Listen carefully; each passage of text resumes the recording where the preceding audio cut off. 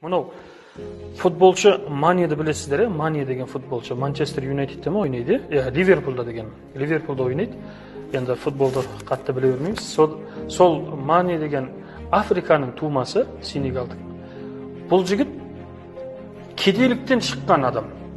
Өте пақыр кедей болған. Бір нан, бір тістеп нан, бір тамшы суға зар болған жігіт.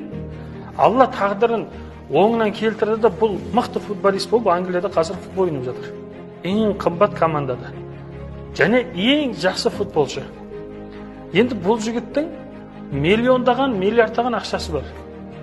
Енді бір журналист сұрақ қойыпты ғой. Сіз, міне, мықты футболистсіз, қанша достарыңыз бар. Бірінің 2 самолеті бар. Бірінің қымбат сағаты бар. Бірінің қымбат көлік, бірінің үйі десе, сізде неңіз бар десе, жаңағы Мани тұрып былай деген екен. Бұл дүние өткінші. Бұл дүние, бұл атақ, бұның барлығы өткінші. Менің бар дүнием келесі өмірде деген екен да. Бұл Мани қанша табыс тапса да, мұқтаж жандарға үй салар екен, ауру сырқаулардың дертіне ақша жіберер екен, бар тапқан Құдай үшін сарып қылар екен да.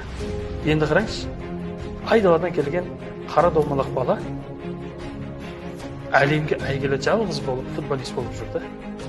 Сондықтан Аллах Субхану ва Тағала кім Алланың разылығы үшін осылай бір іс-әрекеттер жасаса, не деді, ең әуел күнәсін кешіреді.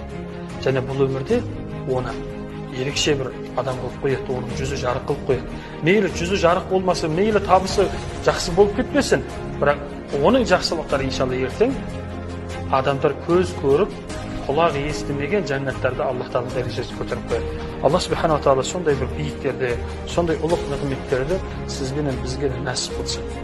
Субхану ва Тағала сондай бір биіктерді, сондай ұлық нығметтерді сізбенен бізге де нәсіп қылсын.